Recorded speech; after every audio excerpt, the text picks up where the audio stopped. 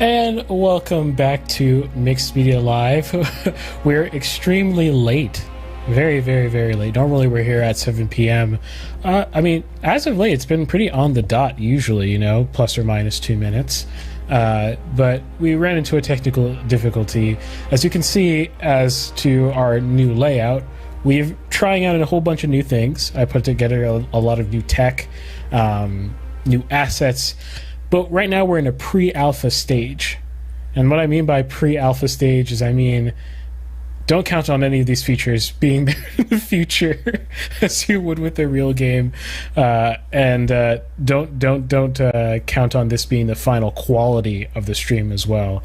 But as we go forward, hopefully next week we'll be skipping alpha and beta and going straight into the probably realistically it'll be more like a beta test once we get into the final form of this podcast. But as you can see, a lot of changes, but that wasn't what caused the problem with us being almost an hour late to our usual time. What caused the problem was Skype updating itself. So if you have any recommendations other than Skype for our live podcasting needs to get our video routed into the editor, I'm all ears because I have not been happy with the stability of Skype. But yeah, we're Mixed Media. We're here usually at 7 p.m. every week, and we talk about everything art, whether it's gaming, music, films, shows, 3D art, or business related to all those things, philosophy related to all those things, I don't know, anything related to all those things, news. And we love to talk about it all together. We love bringing new people on. Right now we're missing one of our compatriots right there. Ben is usually in that slot right there, but hopefully he'll be joining us later. So without further ado, I guess we'll introduce ourselves. So my name is Nathan Nestor. I'm a filmmaker and entrepreneur, media entrepreneur, and I own a company called Ariella, and you can find my website at ariella.co. How about you, Nathan? Hey, I'm Nathan. I'm a game developer and 3D modeler. What we're going to do today is we're going to have a little bit shorter show than usual, partly because we're late, partly because we're still kind of recovering from our little hiatus last week. And like I said, I'm trying to upgrade the podcast, which kind of took up all of our time. So we're going to try to make this one a fun and snappy episode. Our Discord has become another way for you to listen to the podcast. In fact, we are now a radio show. How do you feel about that, Nathan, that we're a radio show? We've always been, sort of that anyways, It's the same thing, just in a different form, right? So Yeah. But we're now a lot more mobile on the live spectrum. If you're in your car and you want to listen to a podcast live and you want to pull over and tell us we're stupid live or something like that, you can now do that. And maybe we'll have in the future the ability for people to pop in on voice and pop them into the podcast. But hey, that's actually going to be my topic this week. I'm going to be talking about in my segment a little bit about some of the future things that I would love to see with this podcast, where we're going to go with it. Some things about how my career is sort of intersecting with my ability to hopefully elevate this podcast and all that kind of stuff in my segment. But I think Nathan's going first today, so you can take it away whenever you want. Before we start, I want to say something, right? Uh-huh. So one of the very first podcast episodes, I talked about something called the Sandbox. The Sandbox, this is our NFT episode, I believe. The Sandbox is a place where you can buy digital land in the form of NFTs, right? I said, I think, at least if I didn't say I was thinking it, at least, I was like, this is probably going to explode soon. All right, I'd like to point to a Wall Street Journal article that I have lost. I found it again. And here's what I'll read it, right? It's this quote. In the middle of it says, interest reached a new peak on Tuesday when Republic Realm, a firm that develops real estate in the metaverse, said it paid $4.3 million for land in the world's sandbox, the biggest virtual real estate sale publicized to date. According to the company and to the data from website nonfungible.com, which tracks digital land sales. Republic Realm bought the digital land from video game company Atari SA, and the two firms said they plan to partner on the development of some other properties. The acquisition broke record set just last week by a subsidiary of Canadian investment firm tokens.com Corporation, which said it paid about $2.5 million for land in the world Decentraland Fashion District. Okay, so what I'm saying is I was right. That's all I'm saying. Yeah, feels nice to be right. I'm no financial advisor, but I'm just saying maybe put like a penny or two, into some sandbox.com, I'm literally about to look this up right now and actually do it. Yeah. But okay, on to my topic. Yeah, my topic is about short form games, and my point is that short form games are quite nice, quite good for the industry, for the game industry. So they're good for the consumer because people will be talking about like nowadays, like, oh, the $70 price tag, that's really bad. It's like maybe those games should be shorter, huh? Some of those games will be really nice isolated, right? They don't need to be that drawn out and long. A lot of times I feel like games are drawn out for the sake of being drawn out. They don't actually have to be that long. And if you have shorter games, we're not talking that these $70 games will probably still be $70 to be clear. But I'm talking about really just other games, right? If you want costs to drop in general, you'd want them to be shorter, right? You don't lose out on that much necessarily, right? Because you gain a lot in the process. For one, it means you can experience a wider range of games, right? Because a lot of people only play a couple games per year, right? I mean, think about how many TV shows or movies the average person watches. It's definitely a lot more than like the average, amount of games the average person plays, because games can be very long, and they're playing like some JRPG. It's like, wow, it's going to take up your entire year to complete that game, And I'm not saying that you should not have games that long. What I'm saying is that currently, as it stands, short form games are like sort of frowned upon, and some people think it's like you should just not have short games. You can't have a 2-hour game, stuff like that. Yeah, I think that's totally nonsense. Yeah, so it gives you, being able to experience a wider range lets you sort of have a feel for everything. You can sort of figure out what things you like, what things you don't like. You don't want to have to, part of the, I remember I was explaining prices before and why prices are, quote unquote high for games. It's like part of the thing is that the reason why you might want your prices to be cheaper is because you're sort of taking a gamble every time you buy a game. It's a big investment and you don't know if you like it or not yet, right? Yeah. Whereas, with the movie, it's like you might not like it, but it's only 2 hours you lost essentially, right? Whereas a game, you're expecting generally a lot more hours than 2 hours, right? So being able to have these cheaper costs means that there's less of a risk, there's less of a risk in your purchase. You can buy a 2-hour game and you almost be like, what if it's horrible? What if I don't like it? It's like, well, you paid the 2-hour game price anyways, right? So it's fine. Also, it's a sort of side thing, small thing. Dude, I want to review games to talk about here, but games are so stupidly long that I feel like if I played a game, I wouldn't be doing it justice if I didn't play enough of it, right? Like I played only the first 2 hours of a 10-hour game. It's like that is not representative of the entire game, right? Unless it's like a game that's very repetitive, right? In which case, okay, maybe. But for the most part, games are not necessarily like that. And if you're playing a 10-hour game, or like really any story game, for example, right? I don't want to be 2 hours into a 10-hour story and have to review it based on the story in part, right? That's not really fair. And the equivalent would be like what? Like reviewing a movie based on the first 20 minutes of it? It's a bit sketch. Well, yeah, that's sort of a side thing. So, making games shorter for me to consume. I did review before the Spectrum Retreat and the First Tree. Those two games are considered shorter games. I did not finish either of those games anyways, right?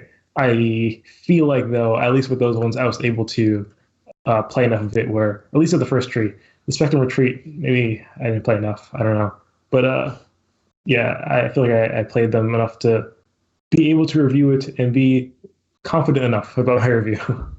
Not only is it good for reviewers, and I also understand this is not necessarily applicable to commercial game reviewers. It's literally their job. Like they have the time to do it because that's all they have to do really for their work. Obviously, plus writing the review and stuff like that. But yeah, it's also good for the game developers. The only thing I've been looking into recently is prototyping games. As a very important step of game development. It's very interesting because I feel like that's not necessarily a thing in a lot of other art forms, like making a scaled down version. Like I feel if you're making a movie, right, you don't make a shorter version of that movie probably. Maybe you write it and stuff like that, but I don't know if you'd film it, right, and get all the actors and stuff like that. Right? Yeah, the reason why you want to prototype in game dev is because there's two reasons. One, you might want to prototype to just, is it fun, right? You need to figure that out before you full on commit. Right. And the problem with full on committing is that games are so long that committing is actually a big deal. Committing to some idea can be years and years of work, right? Especially for solo devs. Oh, even for big companies too. Can be years. Oh, it's almost always years. Second reason is that if you are a indie developer, you can pitch your games to publishers, and if you pitch it, you want to have a prototype. That's what you show to them.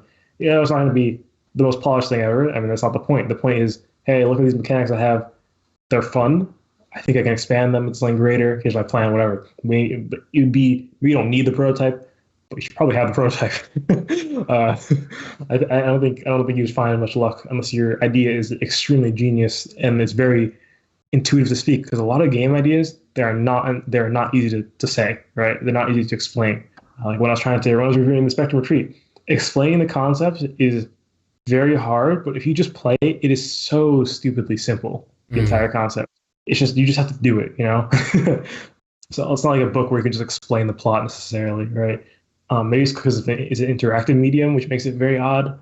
And also, you know, a book in itself is telling you what it is, right? So you just need to say the same thing but just shorter, right? Whereas a game does not present itself in words, right? Oh, hey Ben, prototyping, good for publishers, things like that. You want to have a prototype, and it's a big pain to have to make prototypes for games that are of very, you know, decent length and stuff like that. And, you know, and then you said, oh, this prototype's not great. You know, I'm going to scratch this idea or whatever. If it were acceptable to make shorter games, then you'd be able to create shorter prototype or, you know, smaller, more compact prototypes, stuff like that. You wouldn't have to create grand pitches, right? It'd be a lot simpler to get into the game world or the game dev world in general, right? And as people like to say, if you have watched any like game dev person ever talk, they'll be like, oh, you need to fail fast. I feel like that phrase is like said so much time. I don't know, is that a thing outside of game dev? Have you heard that before? I've heard the sentiment. I've never heard it in that exact phrase, but like, yeah, fail often. Okay, can you hear me now? Yes, you're broadcasting.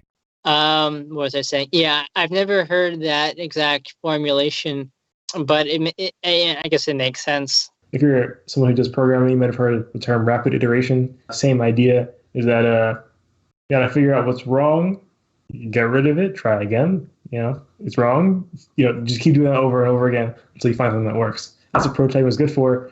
Prototyping is just a big hassle because games are just big and you gotta cover a lot of ground in your prototype. But you know, obviously, there's prototyping doesn't scale the same way because, for example, let's say you decide that your prototype, you decide whether you want your game to have very rudimentary animations or very fluid and very well-made animations that would take longer, right? Your prototype, no matter what, is going to have like 2 frames animation, right? It won't scale that way, right? Regardless of how good your end product will be in that regard, it doesn't actually matter for your prototype. But you know, so it depends on the aspect, right? So it won't scale the same way, but for sure, having bigger games in general will lead to larger prototypes. And yeah, it just makes starting up a whole lot easier if games don't have to be a big investment, right? One of the big problems with, or really the issue with a lot of people starting in game dev or finishing a game really is the fact that they can't finish because they've been at some idea for like a year or something like that, and they just lose the motivation, where you know they're just like, you know, they're done. They're like, I don't want to do this anymore. Or they haven't even started. They're just looking into the game dev world and they're like, I can't do that. All right, it's because games are just required to be so massive. And I'll explain why it's like a requirement, right? Essentially, it's just because of return policies. Those are the big problem. So, yeah, return policies. You know, it's like the 2-hour limit, for example. Steam has that. I think Epic Games might have some of that too. Yeah, return policies may vary, but essentially, a 2-hour limit is like your game has to be 2 hours long or over 2 hours long, preferably by a significant margin, because Steam lets you return a game for any reason you like, as long as you've played it for less than 2 hours. They will stop you from returning if you just keep doing that over and over again. They're like, all right, you've been returning too much, essentially. Do you have a good reason or not, right? But at least, you know, if you do this every once in a while, they will not question it. You can just return it for full refund if you've played it for less than 2 hours. There's caused people to do scummy things where I talked about this before. A game I played called Refund. I played for less than 2 hours. It's a pretty short game. It was a good game, though. A lot of people, sadly, just refunded it because they're like, short game. I mean, I liked it maybe, but I can refund it, right? It's like essentially I can play this for free, even though it's not intended to be free. It has no ads, no nothing, right? That's pretty scummy, but people will do it, right? And it's so sad that like the reason why I can't have more games like Refund is because of these kinds of things. Also, like the 2-week limit. So Steam and similar policies and other like Epic Games stores and stuff like that. It's that if you've owned the game for less than 2 weeks, you can also refund it. All right. I don't know what happens if you go past the 2-hour limit. I don't remember if it's either or it's both you need. I can't remember. But And yeah, the TO is 2 week limit. So if you can theoretically beat the game within a week, right? You just rush it, do whatever. I mean, it's also that's bad for the user experience, right? It's like people are going to start rushing games just so they can, get their refund or whatever. Or the game just happens to be, maybe over 2 hours, maybe 4 hours. You can play that in 2 weeks easily, right? Spending less than an hour a day on the game, right? So then you're just able to refund it. So this is an issue with a game called many short games that are great, like Refund or The First Tree or the Stanley Parable, whatever. But one I want to highlight is called Before Your Eyes. I never played this game before, but it caught my attention and the attention of, I'm sure, a lot of people because it innovated, right? It did something interesting.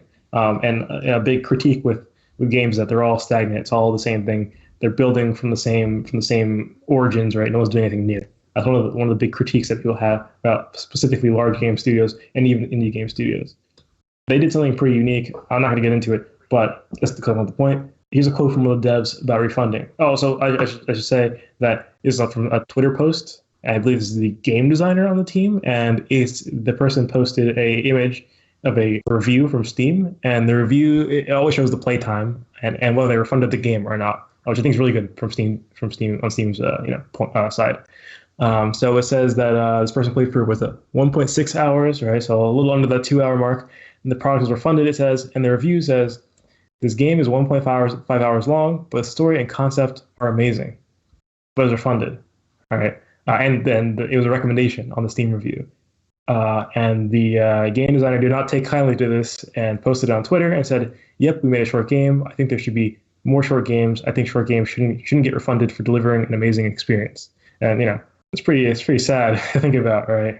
Eventually, this person actually did end up rebuying it because of this, because a PC Gamer made an article about it, and I don't know. I guess at some point this guy said, "Oh, I did a bad thing." All right, he eventually rebought it and apologized.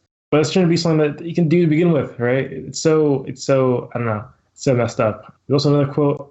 Yeah, like that's me. You can't do that like in any other art form, like you can't. Like I listened to this piece of music. I bought this album and I like the piece of music.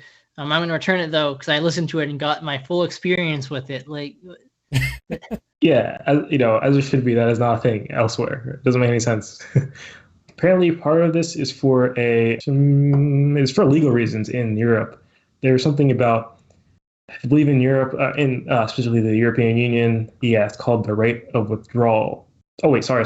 I'm getting things mixed up. But yeah, essentially in the EU, there's some legal thing where essentially if you buy something from online specifically, you have to be able to return it for any reason within 2 weeks. I'm not sure why it's a thing. I mean, I don't know. It's probably more complicated than it seems or whatever. I don't know. But all I can say is it's not very good for anything that you would use in less than 2 weeks that comes from online, and it is very easily returnable because it's simply digital, right? So yeah, it says in part Steam's refund policy exists to comply with regional regulations. In the EU, for example, consumers must be allowed to return online orders within 2 weeks of purchase, quote, for any reason and without justification.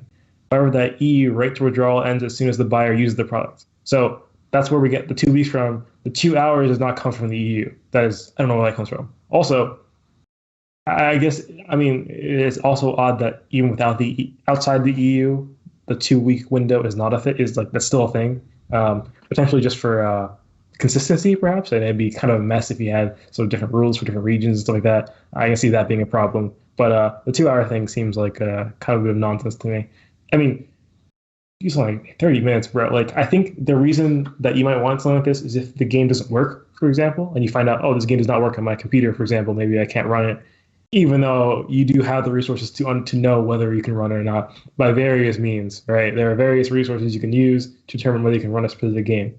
But if for some reason you are not so inclined to check, which is a very, very bad idea, I can see you being like a 20-minute window to play the game, and then you see it doesn't run well. Even then, this bothers me because essentially, like, you could definitely do a try before you buy thing, right? Like an unintended demo, or like, let me play this for 20 minutes. I can figure out if I want to pursue this or not, right? If I think it's a good enough, there's a good enough chance I'll enjoy the whole game as a whole. All right, I have no problem with demos, but only when the game developer is like, yeah, I'm making a demo, right? Not like a unintended consequence of abusing rules. And realistically speaking, you don't need 20 minutes, right? I mean, you can tell if a game's not running well.